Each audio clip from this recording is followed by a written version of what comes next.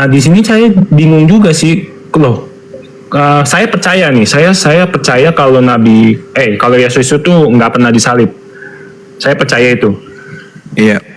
Nah, tapi kalau ada ayat kayak gini juga, ya bingung aja bang gitu. Iya, jadi saya terangkan boleh ya? Boleh. Oke, baik. Di dalam Markus 14 diceritakan kemudian ketika Yesus disergap sama tentara Romawi, semua murid lari meninggalkan Yesus, betul? Iya betul. Nah, setelah itu apa yang terjadi? Adakah kemudian murid datang setelah eksekusi itu terjadi? Tidak, setelahnya baru ada. Itu cerita yang dibangun kemudian Yohanes dan Petrus.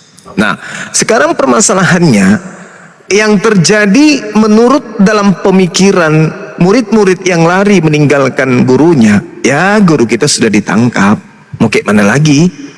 Dia sudah ditangkap, dan dengar-dengar informasi dia sudah dikubur. Kan itu, betul ya? Nah, adakah kemudian dari mereka itu menunggu detik-detik kebangkitan hari ketiga? Ini pertanyaan simpul. Ada nggak murid-murid yang menunggu kebangkitan, detik-detik kebangkitan hari ketiga? Ada tidak? Ada. Salam satu Tuhan.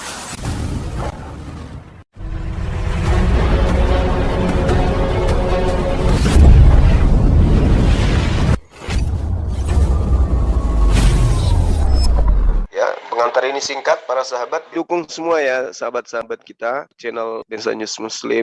Di like, di subscribe, di share sebanyak mungkin untuk supaya mencegah sahabat-sahabat kita di luar sana tidak terpengaruh terhadap pemurtadan. Semoga Allah memberikan selalu sikap istiqamah. Salam satu Tuhan, Allahu Akbar. Tapi ia berkata, mengapa kamu terkejut? Apa sebabnya timbul keraguan di dalam hatimu? Lihatlah, ini tanganku, ini kakiku, aku sendirilah, ini rabalah aku, lihatlah. Karena hantu tidak ada daging, hantu tidak ada tulangnya seperti yang kamu lihat yang ada padaku, kata Yesus. Berarti Yesus memperlihatkan dirinya kemudian dalam keadaannya bahwa dia kemudian ini adalah manusia, bukan hantu. Tidak ada hubungannya dengan ketuhanan. Bahkan sampai Yesus mengatakan, adakah padamu makanan di sini? Nah, lalu kemudian apa yang terjadi? Mereka memberikan kepadanya sepotong ikan goreng, makan dia. Oke. Ada tidak di situ Yesus mengatakan, lihatlah tanganku, ini bekas paku, lihatlah kakiku, ini bekas paku? Ada? Nggak ada. Nggak ada, data itu nggak ada. Nggak ada. Berarti bisa dibilang Yohanes yang cerita tentang bolong-bolong itu berarti bisa dibilang ayat sisipan kah? Bukan sisipan bisa, tetapi itu adalah pengantar dari penulis Yohanes yang bukan murid Yesus. Coba Anda baca Yohanes 21 nomor 24 sampai 25. Jelas penulis Yohanes itu bukan murid Yesus. Jadi itu pengantar. Nah, Yesus pernah nggak mengatakan, lihat ini tanganku bolong, lihat ini tanganku bolong? Nggak pernah. Coba Anda lihat di data nomor 9 dari Lukas 24. Dan setelah mereka kembali dari kubur, mereka menceritakan kepada ke-11 murid Yesus, kan sudah tidak ada satu nih, nggak ada yang satu, karena yang satu sebenarnya itu yang tergeletak di kubur. Menceritakan semua ini kepada ke-11 murid dan kepada saudara-saudara yang lain. Perempuan-perempuan itu adalah Maria Magdalena, Yohana, Maria ibu Yakobus, dan perempuan lain juga bersama-sama dengan mereka. Memberitakan kepada ke-11 murid. Tetapi ke-11 murid atas perkataan-perkataan itu, seakan-akan ke-11 murid menganggapnya sebagai omong kosong, dan mereka tidak percaya kepada informasi dari perempuan-perempuan itu. Nomor 12-nya, meskipun demikian Petrus bangun lalu cepat-cepat pergi ke kubur itu. Ketika Petrus menyenguk ke dalam kubur, Petrus melihat hanya ada kain kapan saja. Lalu Petrus pergi, dan Petrus bertanya dalam hatinya, ini kuncinya. Kata Petrus dalam hatinya, apa yang sekiranya sedang terjadi. Petrus bingung. Ini apa yang terjadi sebenarnya ini? Apa yang terjadi? Mereka mengatakan Yesus sudah ditangkap. Mereka mengatakan Yesus sudah mati. Mereka mengatakan Yesus dikuburkan. Tapi kenapa tinggal kain kafan? Ada apa sebenarnya ini? Petrus bingung. Artinya Yesus tidak pernah mengajarkan tanda Yunus, tanda angkatan jahat, dan angkatan tidak setia kepada murid-muridnya yang setia. Betul ya? Baik. Betul sekali. Oke. Iya. Oh ya Bang, saya mau nanya lagi Bang. Iya, silakan. Kalau dalam hati saya nih, setiap hari saya sebut kata asyhadu itu, saya udah Islam belum Bang? Asyhadu, aku bersaksi. Asyhadu, saya maksudnya dalam hati saya berucap kata syahadat terus setiap hari. Bagaimana syahadat? Seperti apa syahadatnya? Asyhadu. Terus? Saya agak lupa. Asyhadu alla ilaha illallah wa asyhadu Najib sini bang. anna Muhammadar Rasulullah. Ya. Itu Anda sudah bersaksi tiada Tuhan selain Allah dan Nabi Muhammad adalah utusan Allah. Anda sudah bersaksi. Ya. Artinya syahadatain Anda sudah lafalkan. Anda tinggal membuktikan lafalan dan kesaksian Anda. Kalau saudara saya ini membuktikan kesaksian itu adalah betul, maka lakukan perintah Allah, jauhi larangannya, ikuti sunnah Rasulullah. Tapi kalau hanya bersaksi aku tiada Tuhan selain Allah dan Nabi Muhammad adalah Rasulullah, itu seperti burung beo. Burung beo itu kalau dia datang orang, Waalaikumsalam, Assalamualaikum, apa kabar? Mau kemana? Dia menghafal tapi cuma di lisan. Begitu mati dia tidak ucapkan itu. Matinya dia apa? Iya. Nah begitu aja. Jadi dia menghafalkan. Ada sebuah kisah Bung, ada sebuah kisah. Seorang guru kemudian punya murid, si guru ini pelihara burung beo. Kemudian burung beoknya itu mati. Sang guru mengurung diri di dalam kamarnya sendiri itu 1 minggu. Hari ke-8 murid-muridnya sudah gelisah. Ada apa dengan guru kita ini? Ayo kita cari burung.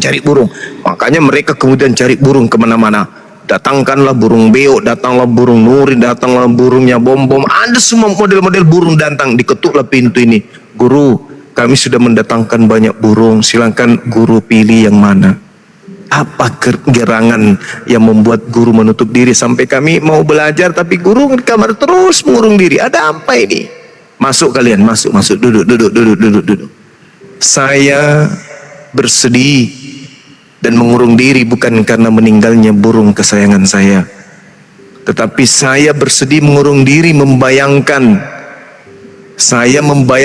kalian. Pada saat kalian hidup, kalian melafalkan Allahu Akbar, Subhanallah, Alhamdulillah, wa la ilaha illallah, dan itu adalah ucapan yang sangat fasih.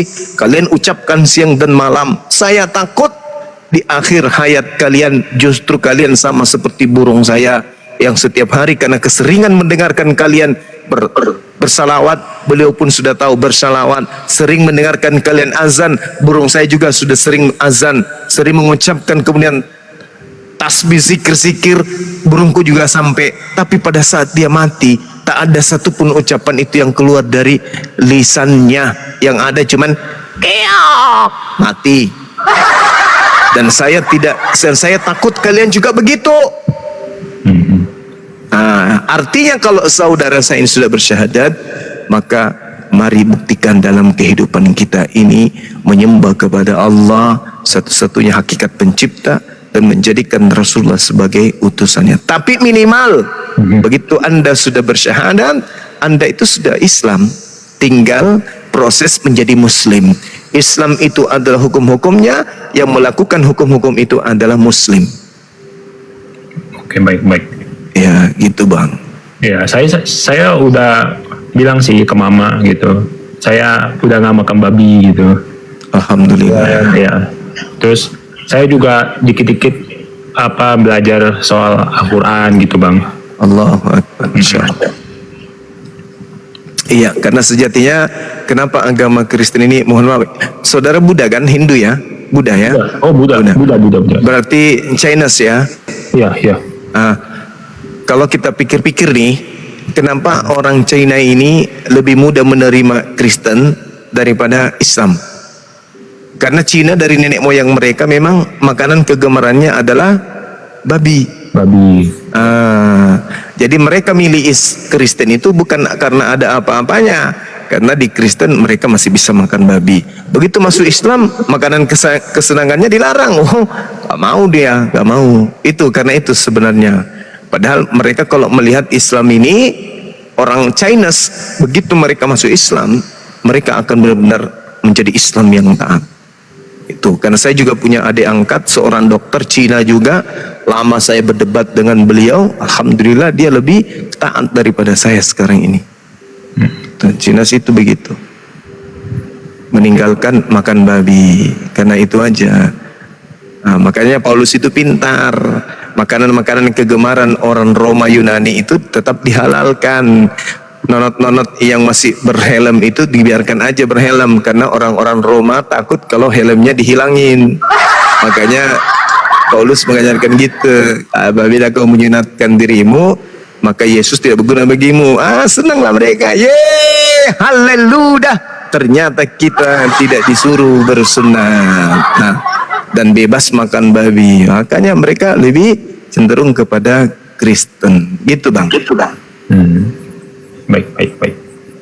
Iya. Oke, hanya itu aja sih pertanyaan saya. Siap. Makasih bang ya. Makasih saudaraku. Hati-hati di jalan. Dan bersahadat sekalian bang. Tadi sudah tadi. Biar Pak Duta ini masih Kristen ya? Masih. Enggak, saya bukan Kristen. Muslim? Buddha. Oh, Buddha. Iya. Saya pelan-pelan memang. Buddha. Saya pelan-pelan mau ke Islam sih, pelan-pelan. Ini saya Masya lagi Allah. belajar nggak makan babi ya kan. Saya udah, jangan kasih makan saya makan babi ya gitu. Alhamdulillah. Pelan-pelan. Saya juga sedikit-sedikit lagi pelajari Al-Quran gitu. Saya tipenya mempelajarinya itu lewat debat sih. Jadi lebih cepat masuknya kalau saya. Gitu. Makanya saya tuh nonton Bang Zuma terus untuk belajar Al-Quran, untuk belajar Bible juga gitu sih bang. Masya Allah. Sudah sering intens belajar Bible juga ya bang? Sering, bahkan saya nonton Kodonditan juga, nonton Ustadz Kainama juga. Itu saya tahu banyak tuh dari Ustadz Kainama. Bagaimana Anda bisa menilai antara debater Kristen dengan Muslim dalam hal berdebat lintas agama? Kalau kebanyakan kalau Kristen kan ngejawabnya itu cuman pakai asumsi ya, gitu. Sedangkan yang debater Islam itu selalu pakai data gitu, tapi mereka selalu nolak. Kayak misalkan pendeta siapa tuh yang oneness ya, pendeta siapa namanya tuh? Sama. Bentar, saya lupa. Henry Tan. Oh iya. Itu kan dikit-dikit bilang, itu palsu, itu sampah gitu kan. Padahal itu kan Bible mereka sendiri gitu loh. Kalau boleh bertanya bang, ada agama Islam dan ada Kristen. Harus Anda memilih sekarang juga, karena kalau Anda memilih besok nggak dapat besok pagi gitu loh. Iya. Anda memilih yang mana? Saya dari dulu udah dipilih Islam bang. Kalau saya disuruh pilih dari pas saya zaman umur 23 itu belum pelajari Bible secara dalam, sama saya belum sama sekali kenal Al-Quran ya. Itu saya ditanya mau pilih Islam atau Kristen, saya langsung lantang bilang Islam karena saya nggak pernah percaya Tuhan itu 3, nggak pernah percaya. Tapi Islam nggak maksa loh bang. Kenapa? Jadi Islam itu nggak butuh Anda, tapi Anda yang butuh Islam, itu intinya. Iya, karena dalam diri saya selalu percaya Tuhan itu esa, Tuhan itu nggak mungkin jadi manusia. Itu udah aneh lah kalau manusia jadi Tuhan jadi manusia, itu udah aneh lah menurut saya. Gitu sih bang. Ada nggak ajaran Islam yang sepanjang Anda tahu ini yang tidak logis?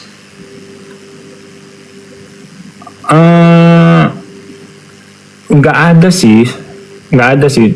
Saya mulai percaya sama Islam itu sejak yang beberapa sains itu memang terbukti gitu loh. Ada kayak misalkan gunung warna-warni, di tengahnya itu ada garis putih, terus segala macem lah. Itu saya mulai percaya Islam dari situ bang. Gitu. Anda tahu nggak sidik jari itu siapa yang menemukan? Tahu, saya lupa. Cuman kan udah saya lihat semua gitu, kayak misalkan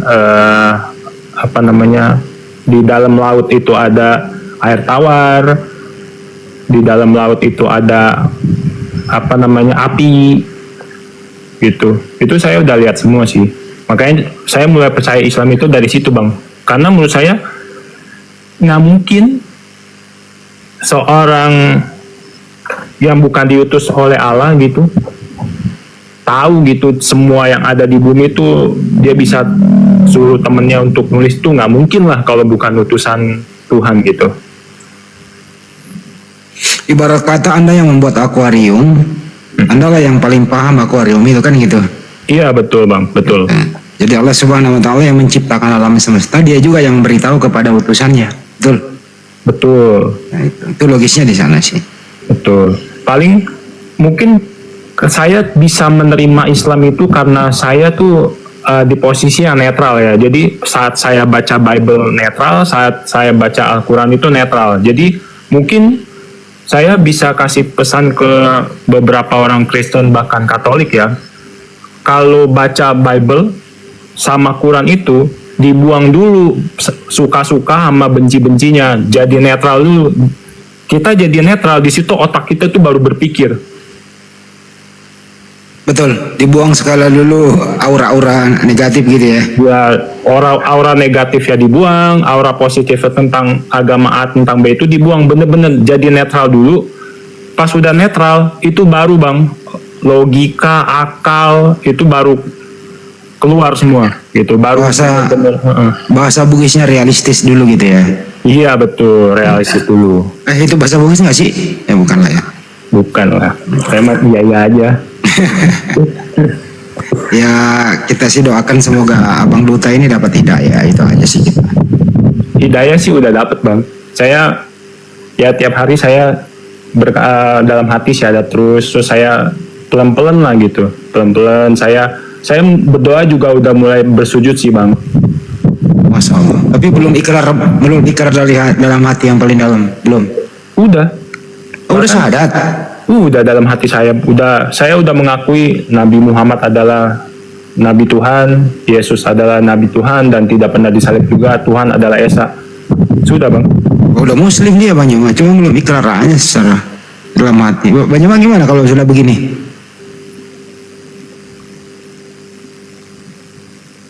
Bang Yuma jangan tinggalkan diriku sendiri.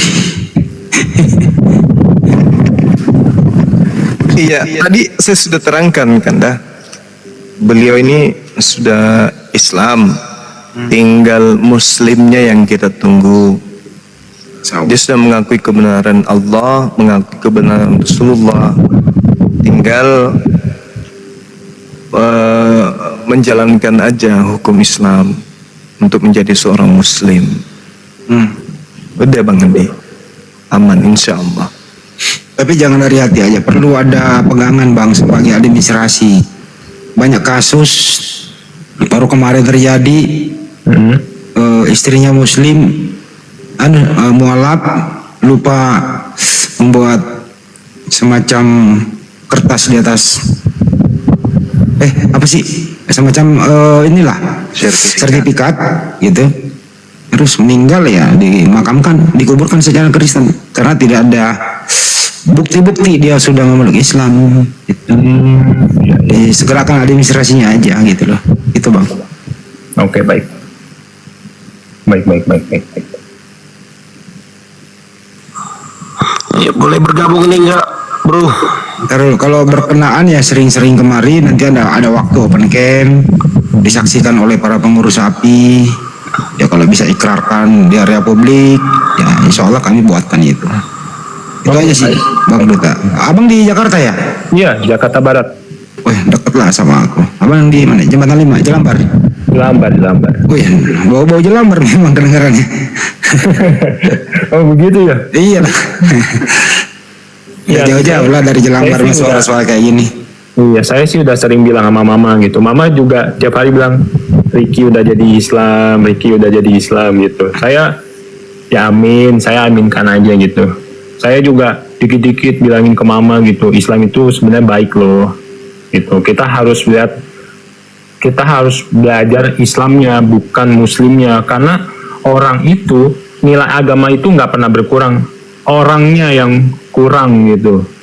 Kurang menjalankan gitu. Gini aja Bang, kalau bisa sholat Jumat sekali aja di Lotse. Ketemu sama sebangsa dan setanah air di situ. Di mana tuh Lotse? Di Masjid Lotse lah di sana. Pada mualaf China di situ. Oh, tiap Jumat boleh sih. Boleh. Besok kalau bisa kita ketemu di sana ya. Masya Allah. Mungkin besok ya, minggu depan deh. Boleh ya. Di DM kan saya ya nomornya ya. Kita bisa. Oh boleh. Nanti saya DM. Oke Bang Duta. Di sana imamnya orang China semua, jamaahnya China semua tuh Lotse itu. Masjidnya juga kayak kelenteng warna merah. Oh, saya baru tahu loh. Itu di Waduh, daerah mana? telatnya Bang. Di Lotse Saya itu Bang, aja. sebelahnya Pasar Baru. Saya aja manggil Bang Hadi ini Kohandi sebenarnya. Oh, iya. Boleh. Nanti boleh sekalian ikrar itu Bang Handi. Ikrar di sana. Ya. Gimana? Setuju nggak? Nggak jauh loh dari Jelambar mah, nggak nyebrang. Pasar Baru Bang, sebelahnya. Boleh. Ya nanti saya DM aja. Saya DM Oke. nomor. Oke. Oke Bang, makasih. Kita ke AA Nathan nih. Ada yang mau disampaikan mungkin sebelum Banyuma ngantuk. Masih ada waktu 10 menit Banyuma, 15 menit.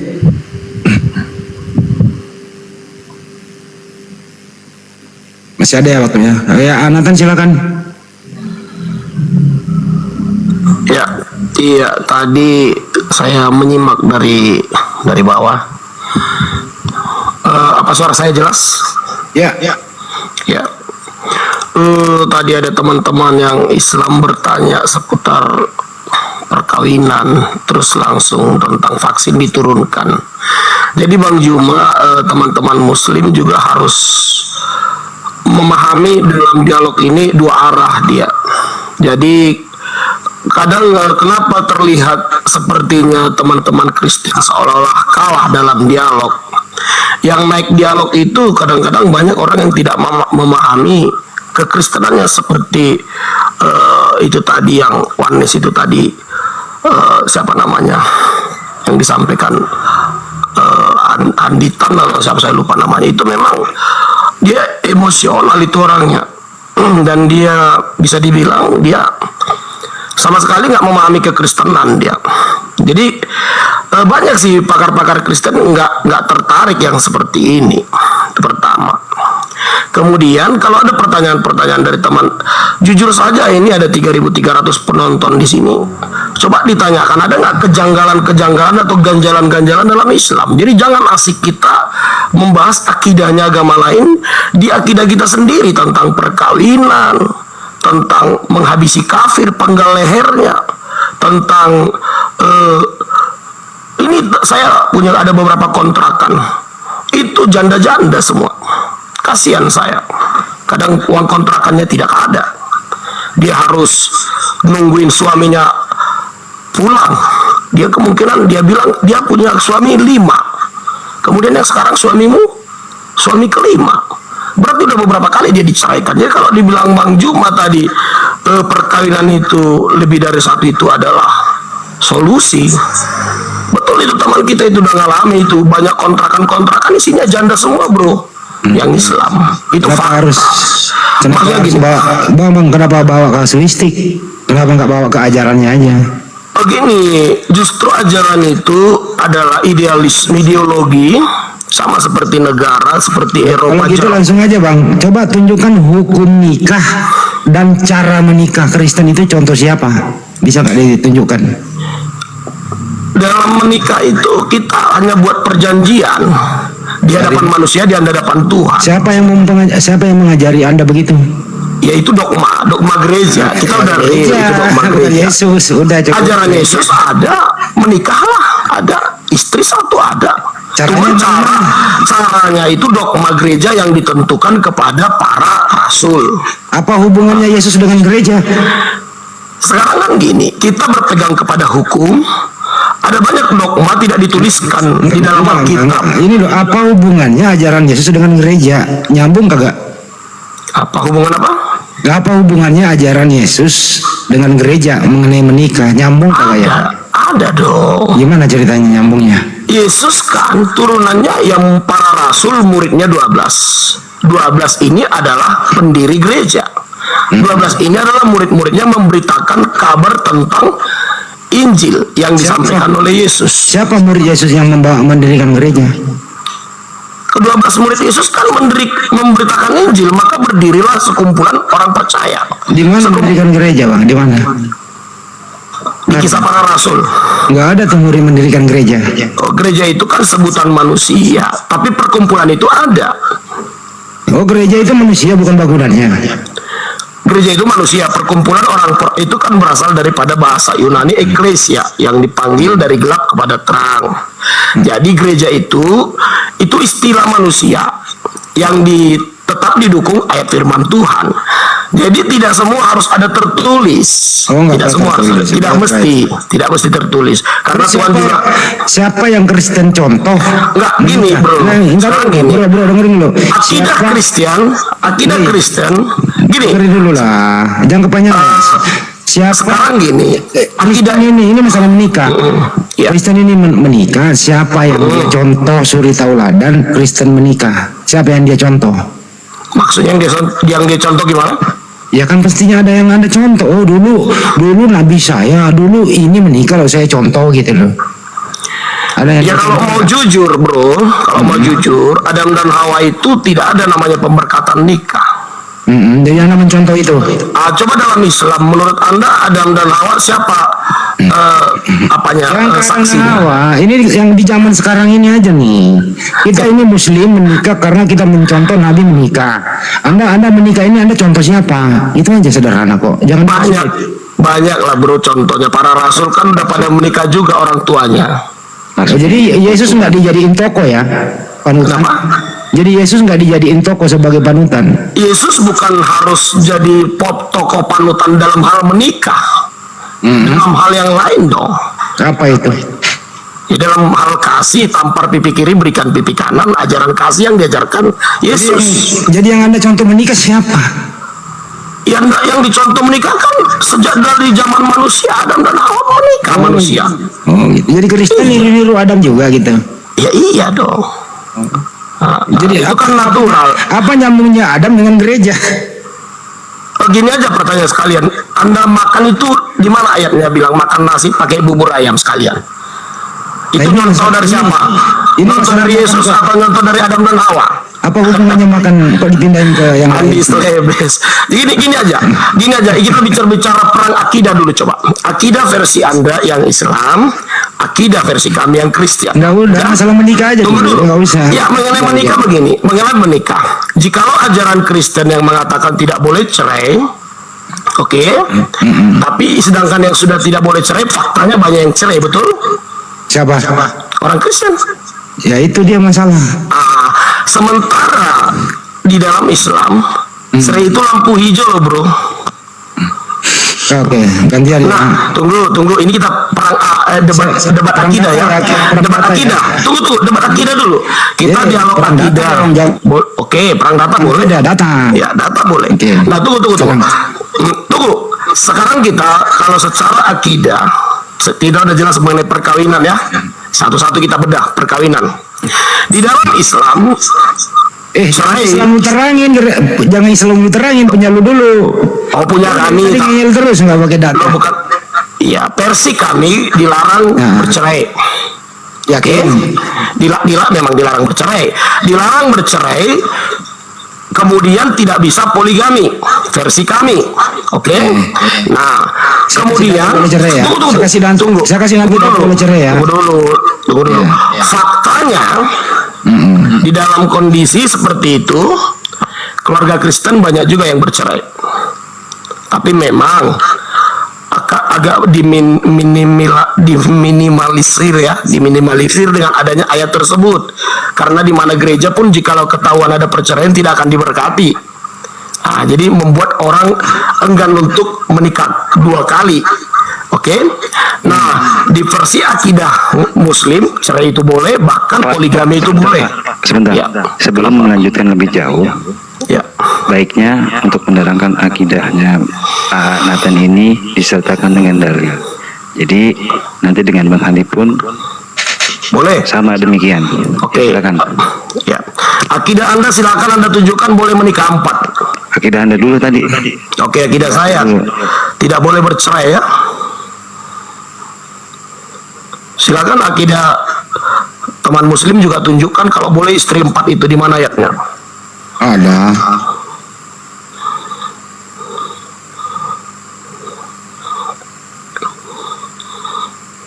Yang jawab dulu siapa nih?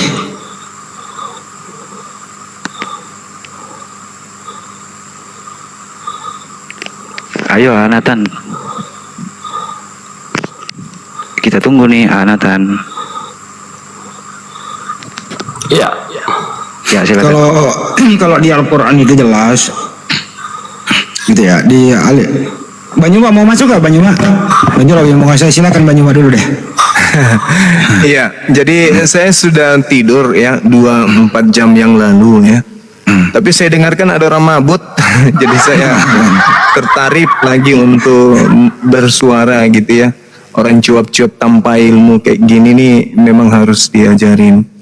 Al-Quran menerangkan dalam surah An-Nisa ayat 3 bisa sampai 4. Apabila adil, tetapi kalau tidak bisa adil cukup 1. Jadi hanya di Islam yang mengajarkan cukup 1 istri. Di Bible tidak ada cukup 1 istri. Tunjukkan ke saya. Kalau ada saya nikah lagi besok. Mana tunjukkan? Ada. Salam satu Tuhan.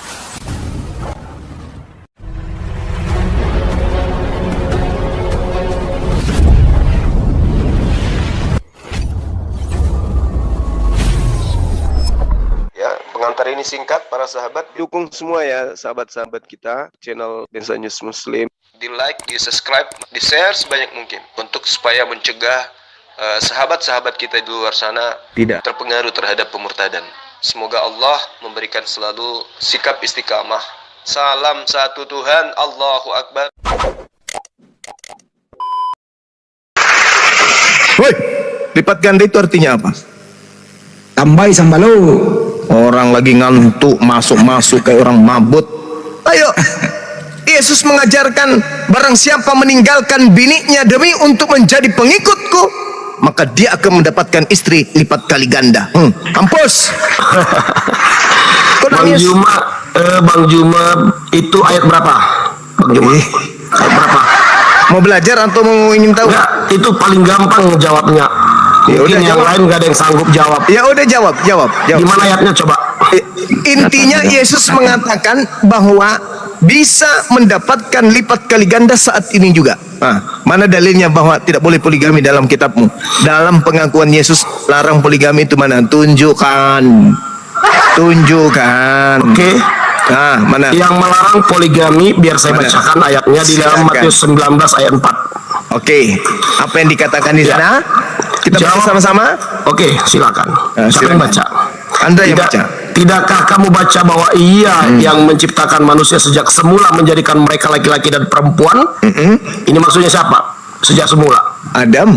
Hawa. Betul, Nah, betul. bagaimana mungkin Adam mau poligami masih ada satu perempuan baru satu? Maksudnya gini, bro. Apakah Tuhan sanggup membuat Hawa 5 ekor? Bisa. Sanggup tidak? Mana dalilnya di sini bahwa cukup satu istri? Mana? Perhatikan, saya ulang. Ya, silakan. Jawab Yesus. Ya. Tidakkah kamu baca bahwa Ia, yaitu Elohim yang menciptakan Ya. manusia sejak semula, Ya. menjadikan mereka laki-laki dan perempuan? Dan firman-Nya, Perhatikan, yang dijadikan kan satu laki-laki kan satu perempuan. Iya, Bukan tahu. ada jadi kalau Gils, dan saya tahu nomor 5-nya Anda baca. maksudnya gini loh, ini kan tunggal, laki-laki satu. Kalau banyak kan pakai Iya.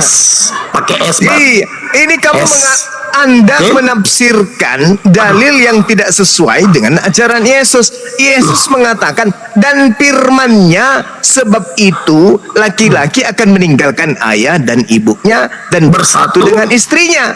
Istri-istrinya, betul. Ah. Istri-istri. Sehingga itu Enggak, menjadi satu daging. Aku tanya istri-istri atau istrinya? Istrinya. Berarti istri berapa? Di mana di situ dikatakan satu istri? Di mana? Kalau istri banyak berarti istri-istrinya double tambah S. Kenapa Anda mau mengartikan seperti itu? Mana dalilnya cuma satu Karena istri? ini- Yang saya minta, mana dalilnya satu istri? Ada. Dalilnya di situ bersatu dengan istrinya. Iya, memang betul. Masa bersatu dengan sesamanya laki-laki? Ini Bukan. dengan istri Nas. Bukan Itu udah pasti. istri-istrinya. Tidak dikatakan bahwa di sini pelarangan untuk beristri lebih dari satu. Anda baca di dalam yang saya bacakan tadi, Lukas 18. Nomor 29, nomor 30. Cuma kamu kalau sama saya selesai Diam. kamu cuma selesai kamu sama saya. Oke, baik. Oke, saya ikuti kesombonganmu ya. Di dalam data yang Anda sebutkan 19 dari kitab Matius 4, baca nomor 5-nya dan firman-Nya. Ayat 4 dulu. Coba ayat 4 baca pelan-pelan. Saya sudah hafal itu, Tungki. Coba, Udah dibahas coba. itu. Coba. Dan firman-Nya. Jangan diganggu dulu. Dan firman-Nya. Sebab itu laki-laki dan akan meninggalkan ayah ibunya dan bersatu dengan istrinya, sehingga keduanya itu menjadi satu daging. Keduanya kan? Berarti 2 ya, bukan 3 ya. Dua. Iya, dua. Nah, sekarang Berarti- yang saya minta, Tuyul, dalilnya cukup satu istri itu mana? Itu yang ku minta. Lanjut ayat berikutnya, ayat 6. Lanjut.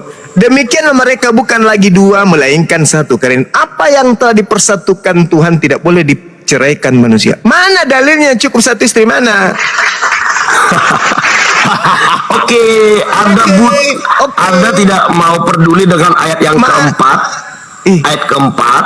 Mana dalilnya cukup satu istri, Tuyul? Perhatikan, ini dalilnya ayat keempat saya Mana? bacakan. Saya bacakan ayat keempat ya. Jawab Tidak Yesus. baca bahwa Ya. Dia yang menciptakan Adam semula menjadi mereka laki-laki dan perempuan, yaitu Hawa. Terus? Berarti Hawa disediakan 1 bukan 2, betul? Iya, orang gila pun tahu itu, Tuyul. Yang saya tanya ini terkait perintah cukup satu istri itu mana? Dengar, artinya kita harus meniru apa yang Tuhan rencanakan mengenai perkawinan kepada manusia sebagai contoh Adam dan Hawa. Hei, Yesus nomor 18 di dalam Lukas 18, barang siapa yang meninggalkan istrinya akan menerima kembali lipat ganda pada masa ini juga. Itu kata siapa tuh? Ayat berapa? Ayat berapa? Iya, kasih tahu aja. Iya.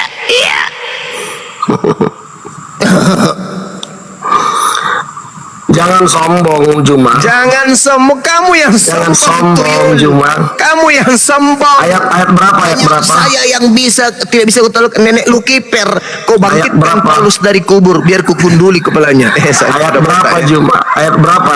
Yesus Lukas. mengatakan, barang siapa yang meninggalkan istrinya karena Tuhan, maka dia akan memperoleh lipat ganda saat ini juga. Apa itu maksudnya? Lipat ganda artinya apa teman-teman? Tambah-tambahi sambal lu. Lipat ganda artinya apa teman-teman? Bonus. Oke, Lukas 18 ayat 30 saya bacakan. Yesus kepada mereka ayat 29, aku berkata kepadamu sesungguhnya setiap orang karena kerajaan Allah meninggalkan rumahnya, istrinya atau saudaranya atau orang tuanya atau anak-anaknya akan menerima kembali lipat ganda pada masa ini juga dan pada zaman yang akan datang ia akan menerima hidup yang kekal. Oke? Apa tuh? Apa maksudnya? Biar saya jelasin. Silakan. Ya, ini berbicara ketika kita mengikut Tuhan, baik keluarga, baik teman dan sahabat kita. Ya perhatikan, ya kita ketika pergi mengikut Tuhan, banyak orang menolak. Kita memang bisa mendapat istri, terus terang bisa. Contoh begini, Juma punya istri sekarang ada berapa? 5, katakan 5, ya. Masuk Kristen hari ini, kalau anda ditolak istri anda dapat istri 1, tetap sesuai akidah. Itu nggak ke situ. Iya, tetap dapat 1. Nah, jadi ini tujuannya bukan berarti topiknya tentang istri. Anda aja yang framing ini tentang istri, bro. Itu ada kata istri. Iya, iya benar. Memang iya. Ketika orang datang kepada pindah agama, ketika orang berpisah dengan keluarga, memang akan berpisah dengan istri kalau istrinya menolak. Ya. Ya, jadi ayat ini bukan tentang istri, bro. Iya. Nah, sekarang akidah Islam. Tuyul, dengarkan. Barang siapa yang meninggalkan istrinya karena Allah, maka dia akan mendapatkan istri berlipat ganda. Begitu artinya, kampret. Kau itu bahkan di mana dikatakan di sini istri berlipat ganda. Bahkan di dalam Matius 19 nomor 29 Yesus mengatakan orang yang menjadi pengikutnya akan mendapatkan istri 100 di surga. Nangis. Nangis 100, dia 100 di surga. Framing, bro, framing. 100 kali lipat. Dengarkan, 100 kali lipat bukan berarti maksudnya istri. Anda aja yang framing. Sekarang bukan pengikutnya. Jadi Yesus tidak menjanjikan samamu. Yang dijanjikan itu cuman muridnya. Emang situ sopo? Jadi saudara ya, jadi Yesus mengajarkan poligami di dunia. Tidak. Dan Yesus mengajarkan kemudian poligami di surga. Itu salah tafsir. Saya tidak butuh tafsir-tafsiran. Itu fakta tertulis di dalam kitab. Inilah makanya saya katakan tadi, Bang Juma, ketika ada teman-teman Anda yang Islam menanya soal akidah kalian, kalian tak mampu menjawab. Nggak perlu. Kalian ngurusin akidah. Perlu kau nipu-nipu ini di pasti sini. Kalau saya naik perlu kau cuma gini caranya. Karena saya permalukan. Nipu-nipu. Saya permalukan. Tertulis akidahmu sedang permalukan kamu. Akidahmu lemah, bro. Yang mempermalukan saya sekarang ini. Akidahmu lemah, bro. Yesus jelas mengajarkan poligami. Silakan suruh orang menguji teks ini, jelas. Bro. Dan silakan. Memang di dalam kehidupan Kristen tidak poligami katanya, tapi kumpul kebo itu di Kristen. Paham kau sampai situ? Ya, jadi Bang Juma, jadi gini, tidak Bang usah Juma, banyak cerita. ini Yesus boleh mengajarkan poligami. Lukas 18 nomor 29 nomor 30 di dunia. Dan Yesus mengajarkan 100 istri di surga. Matius 19 nomor 29. Lebih baik poligami daripada lagi bete. Gereja-gerejamu menikahkan kaum lagi bete. Ngerti kau? Paham? Pahan atau paham atau pahang? Yang mana? Bro, jangan buat malu itu penggemarmu, bro, Bang Juma. Jangan buat malu. Saya mau katakan. Saya memberikan data, Cak Ayu. Iya. Lukas 18 nomor 29 nomor 30 Yesus mengajarkan poligami. Kemudian ditertawakan, Yesus itu di surga memberikan janji kepada pengikutnya 100 kali lipat wanita atau istri, guneka. Lu mau apa? Dalil ada. Lu mau apa? Lu cuman mau nangis gitu. Anda uji ayat itu, Anda uji tafsir kepada ulama Anda juga, itu bukan untuk poligami. So tahu. Ulama Anda juga ayat itu tidak ayat poligami. Boleh, betul. So tahu kau, so tahu. Ku ajarin kau ya, kalau kupingmu itu tidak bisa lagi mendengarkan, pakai anusmu. Yesus itu berasal dari hasil poligami. Kalau poligami itu tidak ada, Tuhanmu tak ada. Paham kau? Monyet. Soan suci satu istri, tapi kondom di kantong, di dompet, di tas, di mana-mana. Parah lu. Satu istri, setia pada istri, mati masuk surga nggak sama istri, nggak kenal istri lagi, percuma. Mana dalilnya dalam agamamu? Mati kau masih sama istrimu di surga, mana dalilnya? Nggak ada. Yang ada di surgamu itu kau bersama dengan perempuan-perempuan bodoh. Bahkan pelacur lebih dulu masuk ke dalam surgamu tuh. Dasar manusia cuplis, mulut besar, sombongnya minta ampun, tapi ilmunya nihil. Kau tahu tidak? Yakub itu punya istri 4, poligami. Dari keempat istrinya menurunkan 12 suku. Ngerti kau? 12 suku ini yang kau jilat-jilat pantatnya. Ngerti kau? Di situ kemudian 12 anak dari hasil poligaminya yang menuliskan perjanjian lama yang kau jilat itu. Dari Yeremia, dari pengkhotbah, dari kitab Daniel, itu semua berasal dari anak-anak hasil poligaminya Daud. Kampret. Tahu kau? Daud yang menurunkan kemudian Tuhanmu, yang datang kepada Paulus, akulah Yesus yang itu semua hasil dari poligami, tuyul. Kalau poligami itu dibenci oleh Tuhan, maka Tuhan tidak akan memilih Bani Israel atau Bani Yakub. Faktanya Yakub poligami 4 bini, melahirkan 12 anak suku.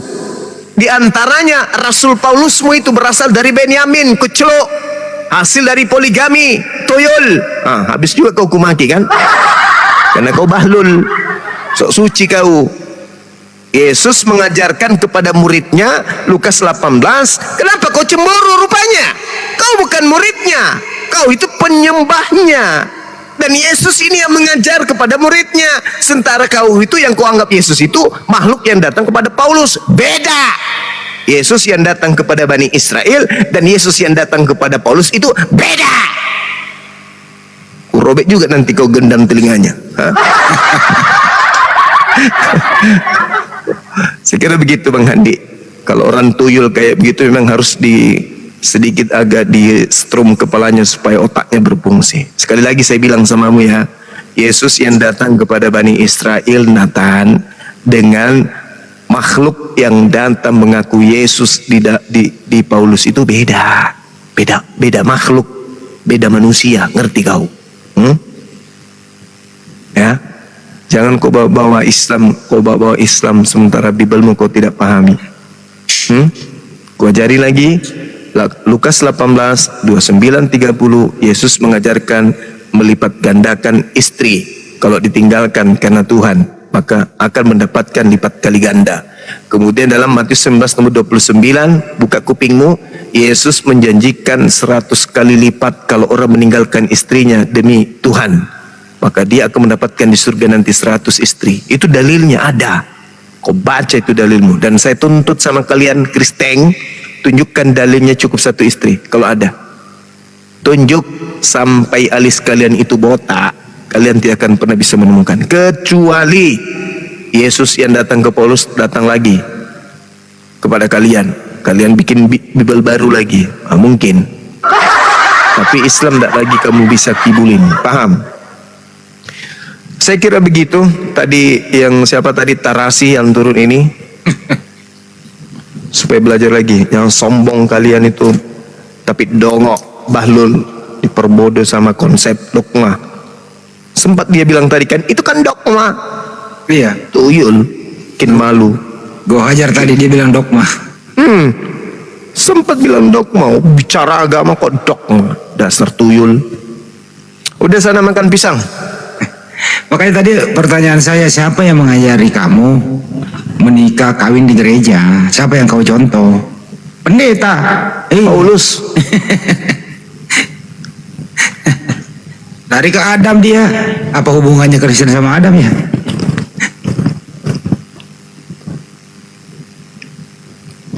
Ya mereka kalau sudah hanyut itu sebarang pegangannya di mana-mana, Bang Andi. Suruh aja pergi makan pisang dulu yang tadi itu. Kalau istilah-istilah Islam dipakai nikah gitu lah. Emang di Bible itu ada nikah ya? Tidak ada. Enggak ada. Udahlah, jangan ke Islam lah. Dia itu malu, nggak bisa nunjukin hukum nikah. Emang kalau di bule itu Kristen Barat itu memang ada acara nikahan dia? Tidak ada. Enggak ada acara nikahan di Roma itu. Merit. Ada acara kawin. Kawin. Kalau kawin itu identik kemana ya? Ke manusia apa ke? Ya itulah. Nah, saya nggak pernah melihat ayam kawin, ayam nikah, tapi saya sering melihat ayam kawin. Kan itu analoginya. Bukan analogi, faktanya. Ya kalau Kristen itu hanya satu saja, itu pun nggak tertulis. Tapi bagaimana nasibnya yang cerai? Terus bagaimana solusinya kalau ada KDRT? Apa solusinya di Bible coba kalau nggak boleh cerai? Angka perceraian juga di Indonesia, kaum Kristen juga banyak itu. Banyak toko yang kita paham, cerai kawin lagi, cerai kawin lagi. Melanggar Bible dong. Iya, gimana tertekannya tuh mereka saat ada masalah rumah tangga yang mengharuskan mereka nggak bersatu, tapi nggak bisa cerai. Waduh. Dan memang ini Bible nggak bisa dipakai dalam kemaslahatan umat, sulit. Kecuali ya ajaran kasih itu aja, ajaran kasih musuhmu. Ya. Kalau naik gitu bawa akal lah gitu loh. Makanya tadi saudara kita yang Buddha ini itu ya lebih memilih Islam logis, gitu loh. Coba kita panggil Buddha deh 5 orang di sini.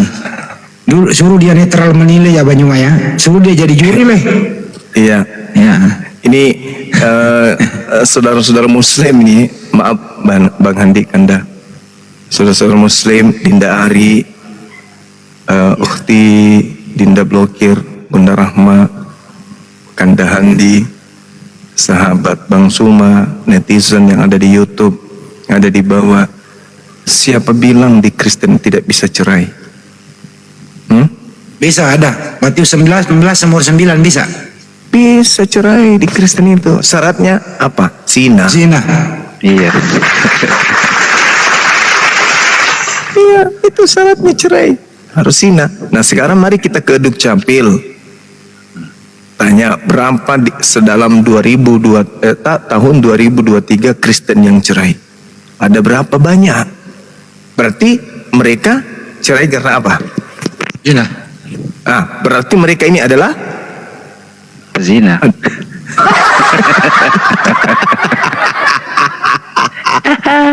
Iya kan? Iya. Tetapi aku berkata kepadamu, barang siapa menceraikan istrinya kecuali karena zina, lalu kawin dengan perempuan lain, ia berbuat zina. Berarti syarat cerai dalam Kristen boleh. Yang penting salah satunya ditemukan berzina. Kenapa cerai? Sesuai Bible kan ada syaratnya bang. Kalau ada yang berzina boleh cerai. Kenapa emang? Pasangan saya berzina bang. Oh boleh cerai silakan. Itu kuncinya. Nah itu kuncinya. Jadi kalau misalnya ada orang sudah tidak suka sama bini, tidak boleh cerai. Harus salah satunya berzina. Maka kalau sudah tidak suka dengan pasangannya, ya berzina supaya bisa cerai, supaya bisa kawin. Tapi parahnya Bang Juma, parahnya kalau udah bercerai karena zina, dia menikah lagi berzina selamanya. Iya itu dia makanya. Terus orang yang janda kayak Bunda Hesti ini tidak boleh menikah lagi sampai mati. Aduh ngeri kali ajaran kayak gini. Soalnya kalau dia menikah dia berzina. Berzina. Kalau nggak menikah, sahwatnya kemana? Kasihan kan terkunci dia. Betul. Aduh. Tertekan kemana-mana ini. Padahal perintah di dalam perjanjian lama beranak cucu lah, perbanyak lah. Perintahnya gitu. Jelas sekali. Jadi sekali lagi, tidak boleh cerai bedeng di dalam agamanya, tetapi boleh ji. Yang penting syaratnya berzina. Boleh jaki. Jadi kalau mau ki pisah dengan istri kita karena tidak suka meki, ya begitu mi kapang. Karena bunyinya begitu. Tetapi aku berkata kepadamu, barang siapa menceraikan istrinya kecuali karena zina, lalu kawin lagi dengan perempuan lain, dia berbuat zina. Jadi boleh ji. Boleh ji orang bercerai tapi berzina miki dulu. Nah pertanyaannya nih, Bang Zuma. Jalan keluarnya itu. Pertanyaannya, Iya. kalau Begitu mi kapang. Iya. saya berzina, masa saya harus ngomong-ngomong gitu kan? Sampai ketahuan. Habis itu laporan, Mama, ya kenapa Pak? Kita harus berpisah. Kenapa? Tadi malam aku berzina.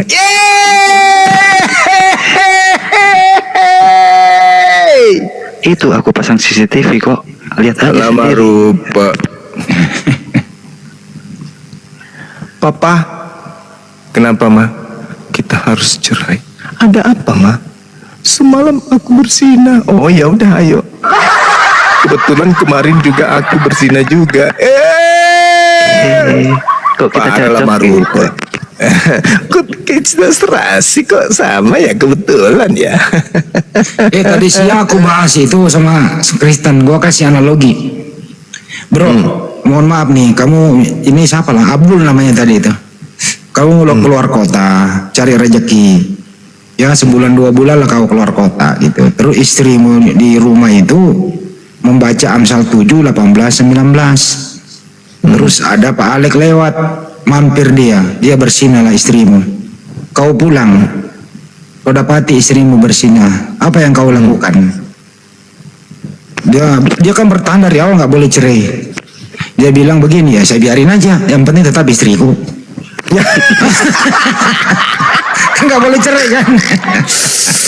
Aduh dasar lama rupa. Udah lah. Ya nggak ada solusi lah kalau nggak boleh cerai bro.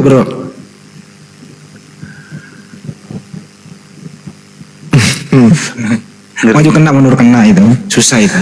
Kasihan. Tadi ditanya, kamu zina sama siapa? Sama teman sejenisku gitu lagi.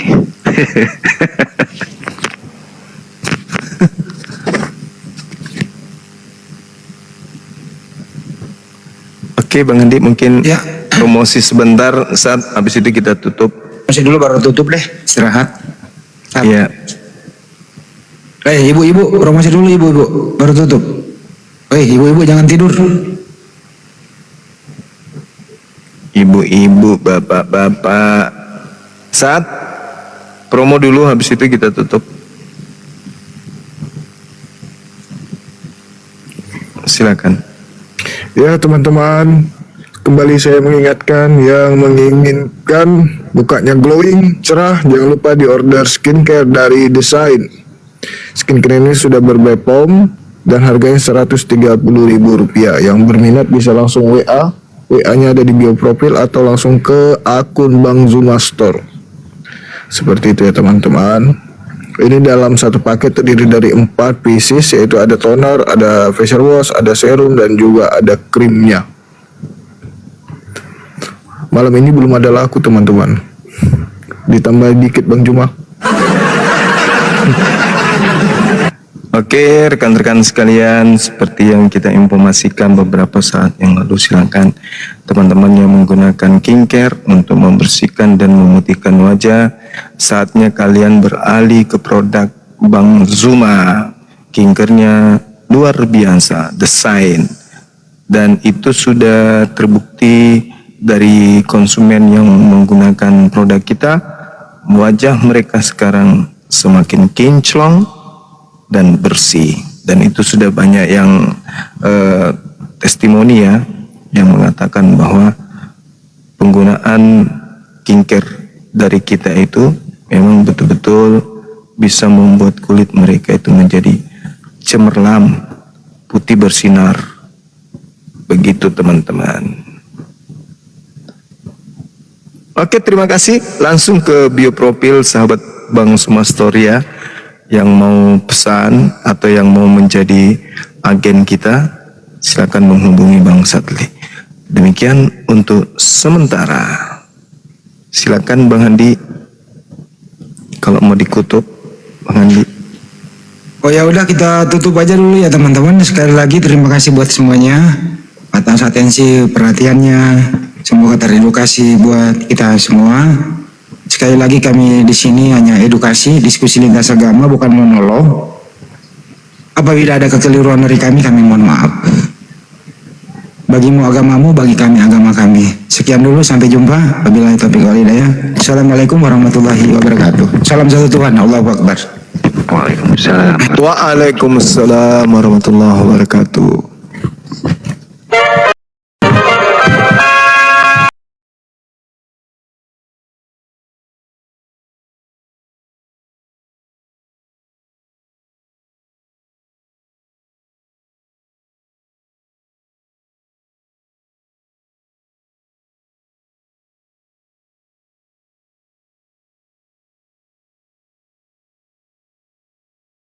Persen itu sebenarnya udah mendekatin, tinggal 30%. Mau kemana aku nih, itu tinggal kau cari sebenarnya. Iya, saya kalau pribadi step by step, maksudnya saya harus menemukan banyak dulu kejanggalan, apa yang salah.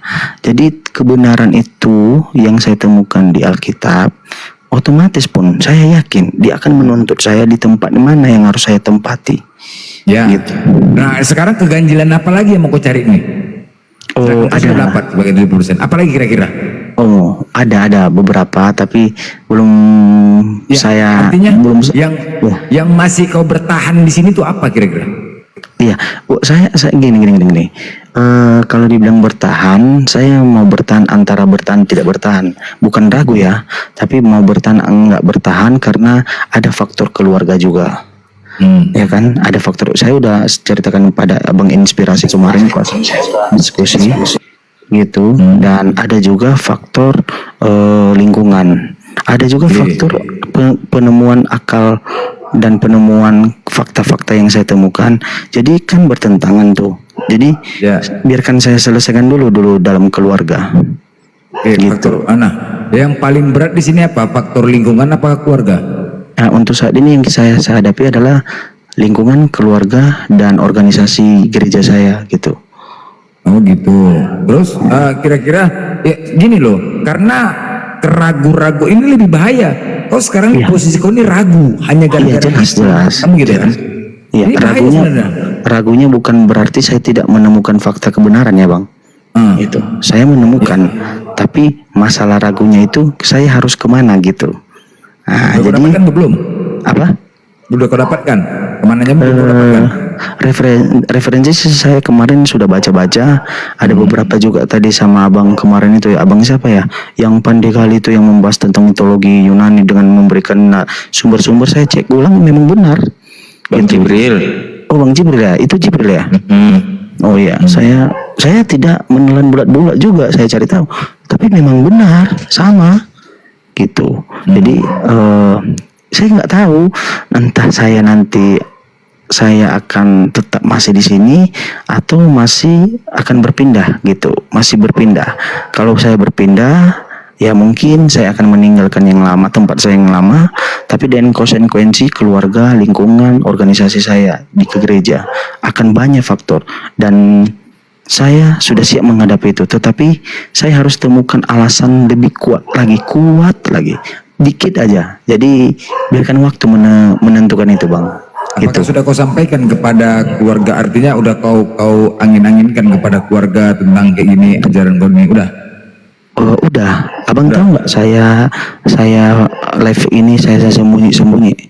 Oh, pernah ketahuan? Pernah. makanya kemarin kan saya punya akunnya satu lagi, saya sering dengar diam-diam nama akun saya Adek Dajjal nomor 2. Itu nama akun saya. Saya dengar diam-diam, saya masuk di kolom abang diam-diam, soalnya kan keluarga membatasi gitu. Oke, ada nggak ancaman Jimen? Apa?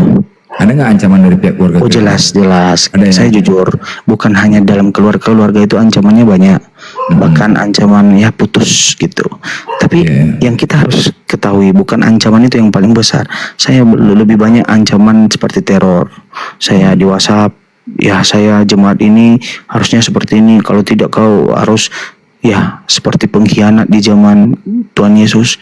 Seperti apa di zaman itu ya harus disalibkan, dibunuh, ya dimusnahkan. Jadi kira-kira ini jujur kok, dari kecil kira-kira kalian benar nggak di dogma kebencian terhadap Islam tuh agama teroris, Islam tuh agama kawin, ada nggak kira-kira?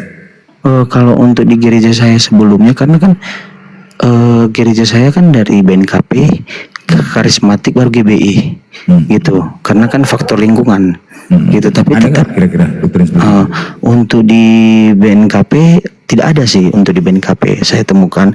Tapi untuk di karismatik palingan lingkungan sosial antara jemaat gitu, kalau pendetanya enggak saya temukan. Saya jujur dari keluarga, dari jemaat, sesama dari jemaat. Keluarga nggak, dari pihak keluarga, rumah apa, orang tua? Oh tidak. Kalau keluarga tidak gitu.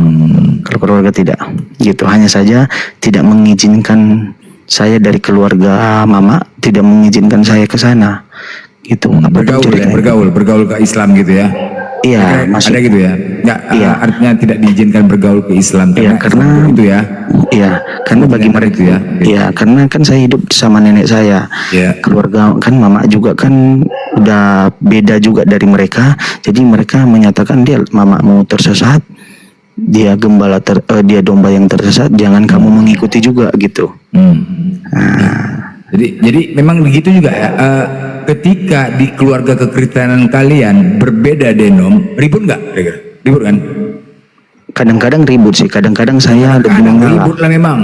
Iya, ribut ya. Kan? Sesat ini kan? Iya. Lah, walaupun nenek kan gitu kan? Iya, ribut. Ribut gak apa-apa, jujur aja. Artinya gini, udah banyak kita ketahuin, Jimen. Artinya karena kau udah mengatakan itu masalah pribadimu kan.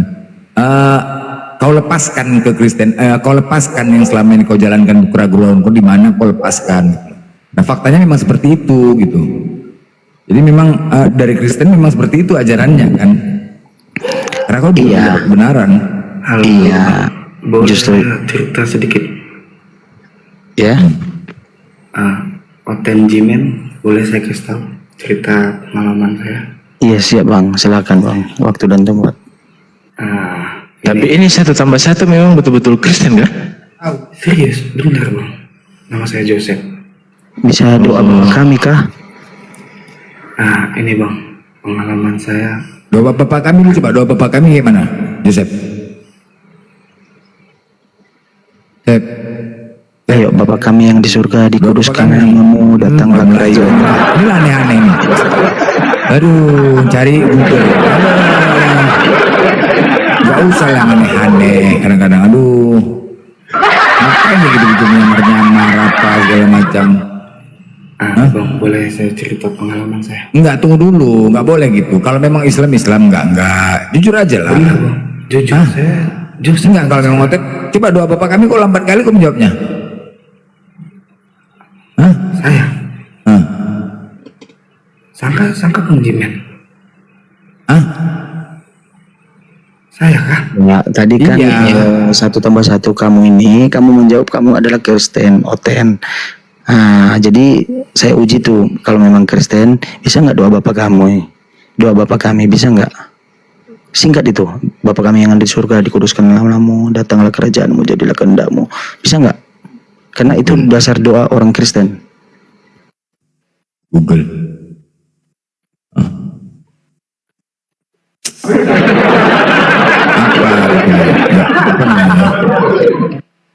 Apa? Kalau gini loh, apa 3 nama kau? Kalau kau memang Islam jangan nggak ada gitu, jangan main-main gitu loh. Iya, jatuhnya nanti menghujat gitu. Kayak gini lah banyak kali gaya ya, betul. Nggak pernah abu-abu. Jangan kau berikan contoh kayak gitu kepada yang lain. Iya. Penonton nggak bisa bicara canda ya. Agama Islam ini nggak bisa bicara canda. Jadi bawa canda. Yang untuk main-main, untuk cari-cari apa gitu. Tapi jelas lah ajimennya itu tadi lah. Islam tuh jelas. AA, BB nggak ada abu-abu. Ada, makanya kan Al-Quran juga kami nggak sembarang tafsir. Makanya tengoklah. Ya tetap satu Tuhannya walaupun berbeda. Berbeda pemahaman. Orang lain kan enggak. Bentar kegaduhan istri tunggal tuh aku penting nih. Iya, jadi gini kan Bang. Saya menemukan banyak tuh orang-orang, mohon maaf ya, agama orang abang saling apa ya, saling bertengkar tentang ayat-ayat orang abang untuk mencari sebenarnya kebenarannya. Tapi saya tidak menemukan wadah-wadah seperti itu di kekristenan. Jadi apa yang disampaikan iya, walaupun tai kucing yang disampaikan iya, telan aja gitu, imani aja. Jadi agama orang abang itu mengajarkan bahwa menggeleng sesuatu hal yang tidak benar gitu. Saya melihat juga debatan Habib Smith dengan ada satu lagi dengan yang dari Aceh itu. Saya melihat ada kan hadis kurang kuat dan yang lemah gitu, hadis lemah dengan kuat perdebatan itu dilaksanakan, bahkan luar biasanya di depan para orang-orang Islam gitu. Jadi kan biar orang bisa menilai kebenaran itu dari mana gitu. Bagi kami di kekristenan itu tidak bisa Bang, itu dianggap itu udah melenceng. Lah, bagaimana kita anggap itu sesuatu hal yang benar kalau tidak ada perdebatan yang kalau tidak ada pencarian kebenaran gitu.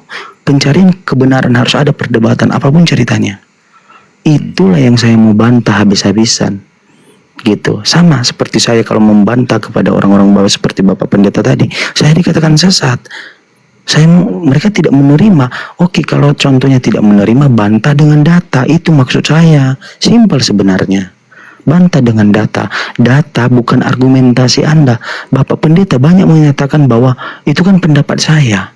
Lah, ngapain jemaat mengikuti pendapat Anda? Emang kerajaan yang kekal itu samamu gitu? Gitu. Jadi itulah yang salah sebenarnya. Gitu. Kalau kita contohnya pengikut Yesus, ikutilah cara hidup Yesus. Ikutilah apa perkataan Yesus. Kalau kita pengikut penyembah atau hamba Tuhan, kita ikutilah apa yang disampaikan oleh Allah Bapa gitu. Simpel sebenarnya. Gitu. Tapi merujuk pada original teks ya. Kita harus cari tahu kebenarannya juga gitu. Assalamualaikum. Bang Gunawan, baik lagi. Ya, Bang Jimen, saya tertarik Bang. Bagaimana Anda memaknai satu ayat ini Bang? Aku diutus hanya kepada domba-domba yang hilang dari Bani Israel. Bagaimana Anda memaknai ayat ini Bang? Ya itu kan firman itu kan keluar ketika di zaman di zaman orang Bani Israel, di mana mereka masih di dalam cengkeraman Mesir gitu. Jadi kita harus memaknai bahwa diutusnya Yesus itu atas pemahaman mereka yang sebelumnya salah paham tentang ajaran Musa gitu. Makanya Bani Israel ini kan dia ini pada awalnya menjadi, menurut kekristenan ya, dia ini adalah kekasihnya atau kesukaan Allah gitu, hamba yang kesukaannya Allah, yang paling dicintai Allah. Tetapi ketika mereka melenceng, ketika Musa membawa ajaran Allah untuk menyembah Dia yang esa, hanya menyembah dirinya, mereka malah membuat patung. Makanya kan keluarlah firman pada saat itu, janganlah buat patung menyerupai apapun lalu kau sembah. Apalagi memuji-mujinya seperti mengkodratkannya seperti aku gitu. Paling kecil seperti itulah narasinya. Jadi diutuslah Yesus pada orang-orang tersebut. Namun Bani Israel pada zaman itu masih bebal, tidak mengikuti gitu. Karena mereka tidak sampai di tanah Kanaan, tanah perjanjian. gitu. Karena itu saking sayangnya Allah Bapa itu dijanjikan tanah Allah yang penuh dengan kebebasan, itulah tanah Kanaan. Gitu, kira-kira begitu Bang. Jadi diutus pada awalnya itu bagi orang-orang yang tidak percaya kepada Yesus gitu. Tidak percaya bahwa ajaran Yesus itu bukan dari dirinya sendiri, kehendaknya, tapi melainkan dari Allah Bapa. Itu dia Bang. Enggak, maksud saya kan perkataan Yesus gini Bang, aku diutus hanya kepada domba-domba yang hilang kan? Iya.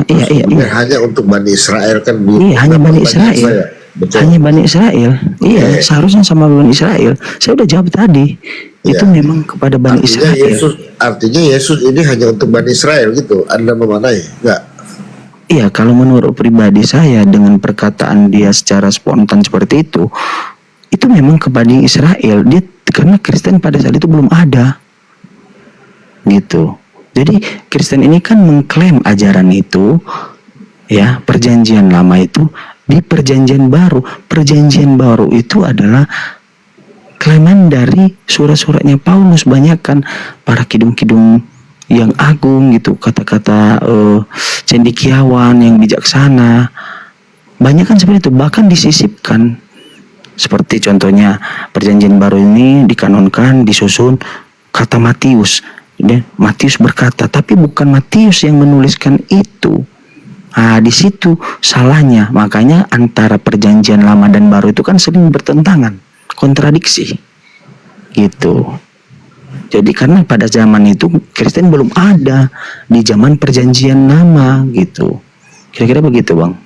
Iya, Yesus kan nggak kenal Kristen kan? Tidak kenal.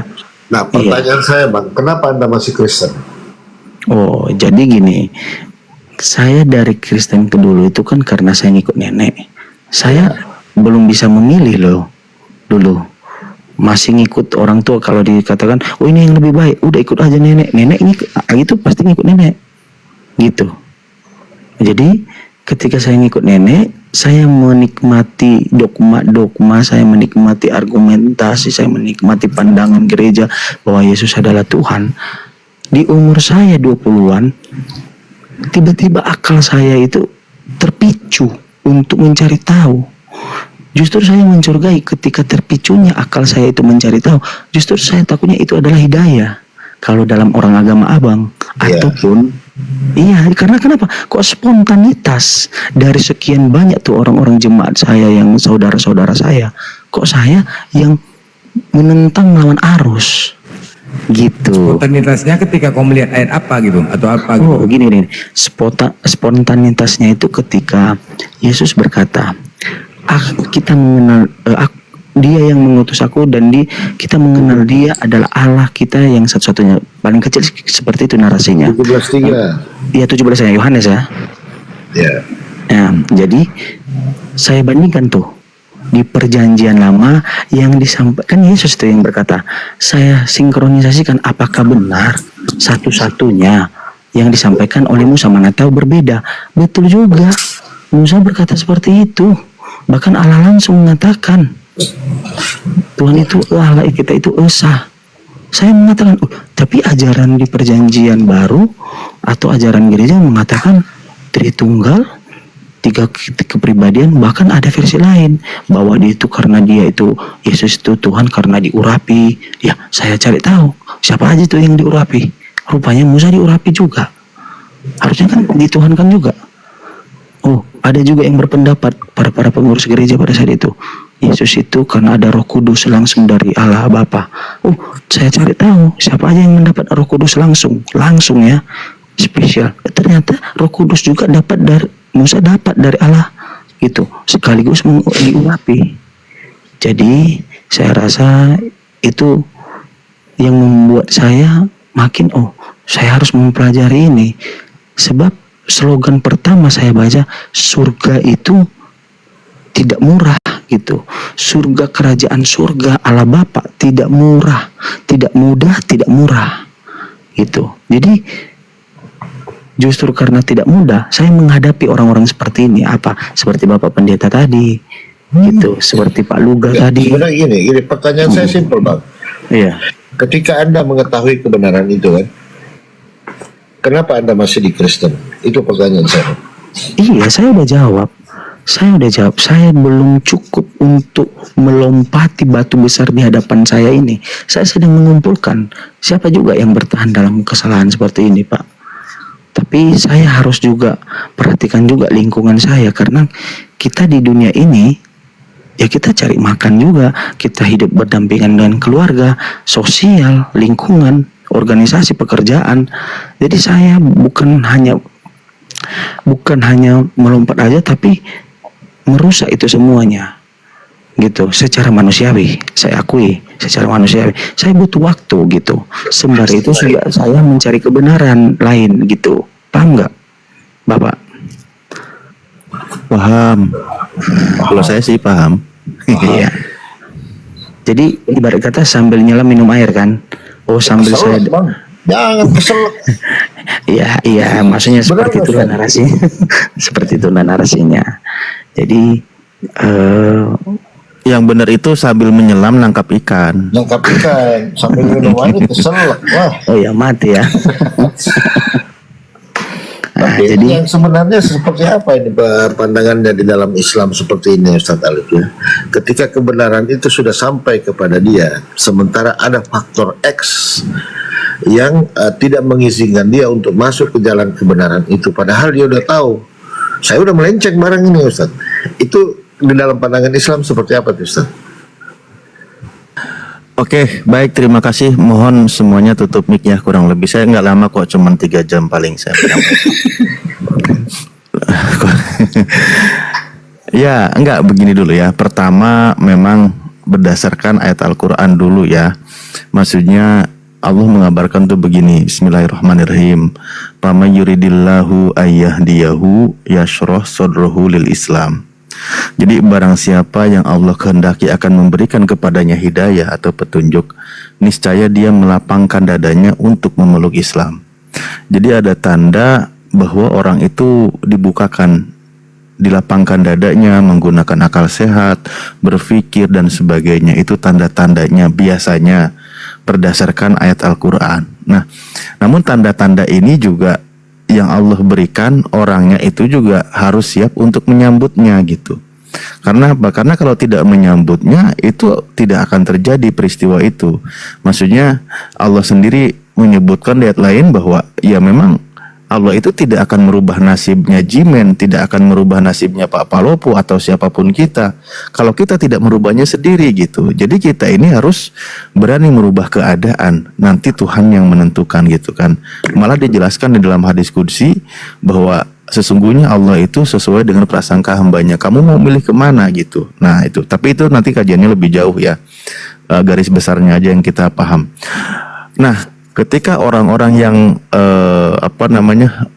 ada ketakutan, peristiwa atau pilihan dan sebagainya, itu kan Al-Quran sendiri mengabarkan. Jadi sebenarnya gini loh, ketika Jimen menjelaskan, saya cuma teringat bahwa oh maha benar Allah dengan apa yang difirmankan di dalam Al-Quran gitu.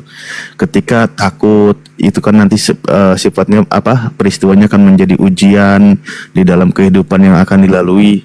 Ternyata Al-Quran menyebutkan, apakah kalian mengira, istilahnya gini, kalau ke Jimen, apakah Jimen mengira kamu akan dibiarkan begitu saja ketika kamu mengatakan kamu beriman? Oh enggak, gitu. Kan gitu ya. Lalu kamu tidak diuji kan gitu. Itu kalimat itu sebenarnya sangat indah ketika orang yang sedang mencari kebenaran. Surah Al-Ankabut ayat 2. Apakah kalian mengira akan dibiarkan begitu saja setelah kalian mengatakan beriman? Lalu tidak kami uji kan gitu. Nah, karena apa? Karena manusia itu akan melewati banyak ujian yang akan dilalui. Al-Quran sudah mengabarkan begitu. Bahkan sebelum beriman pun ternyata sudah mulai membayangkan ujian-ujian yang akan dilalui. Jadi Al-Quran malah makin mengabarkan, oh ini nanti ketika dia convert atau mu'alaf atau kemana dia berlabuh, memang akan ada ujian yang akan dilalui. Nah, Al-Quran juga mengabarkan gitu loh, seperti apa sih ujian yang akan dilalui kan gitu. Di surah Al-Baqarah yang dijelaskan, akan kami uji manusia, walanabluwanakum bisyai'im minal khawf wa ju'i wa naqsi minal amwal wal anfus wasamarat. Jadi manusia itu akan diuji dengan rasa takut, bil khaufi, dengan rasa lapar. Mungkin nanti ada ketakutan-ketakutan yang akan dilalui, walanabluwannakum bisyai'im minal khauf, dengan rasa takut, dengan rasa lapar, wa naqsi minal amwal, berkurangnya harta, wasamarat wal anfus wasamarat, atau mungkin jiwa-jiwa, buah-buahan, makanan. Itu nanti mungkin sifatnya ujian akan terpisah dengan keluarga dan lain sebagainya. Itu Al-Quran sudah mengabarkan. Oh, ternyata ujian-ujian orang beriman itu nanti ini seperti ini. Mungkin nanti dikucilkan, dimiskinkan, dijauhkan jiwanya, jadi sakit dan sebagainya lah itu ya. Ternyata Al-Quran mengabarkan gambaran ujian seperti itu. Tapi Al-Quran juga ngasih tahu, oh, wabasyiri sobirin. Nah, sampaikanlah kabar gembira kepada orang-orang yang sabar. Gitu. Siapa itu orang sabar? Ketika dia mengalami musibah, dia ingat kepada Allah, yakin kepada Allah, dan semua itu akan kembali kepada Allah. Lalu bagaimana caranya bersabar? Al-Quran juga menjelaskan, wasta'inu bisobri wasolah. Mohonlah kamu pertolongan kepada Allah dengan cara sabar dan sholat. Jadi dengan sholat itulah kita mohon pertolongan. Ada ayatnya lagi diperintahkan, kepada engkau kami memohon pertolongan gitu. Nah, kalau semua itu sudah dilalui, dikemas, diyakini, apa penawarannya gitu kan? Penawaran yang dari Allah berikan ketika semua itu sudah didapat. Al-Quran mengatakan, wa may yattaqillah yaj'al lahu makhraja. Barang siapa yang takutnya kepada Allah, bertakwanya hanya kepada Allah. Jadi prinsipnya takut Allah sendiri yang akan memberikan jalan keluarnya. Jadi semua tadi permasalahan yang dihadapi, ingat yang perlu kau takutkan, yang perlu kau fokus takutkan benar-benar itu tentang bahwa yang hanya Allah yang kau takuti. Karena apa? Kalau sudah prinsipnya engkau takuti hanya Allah, tenang, Allah sendiri yang akan memberikan jalan keluarnya.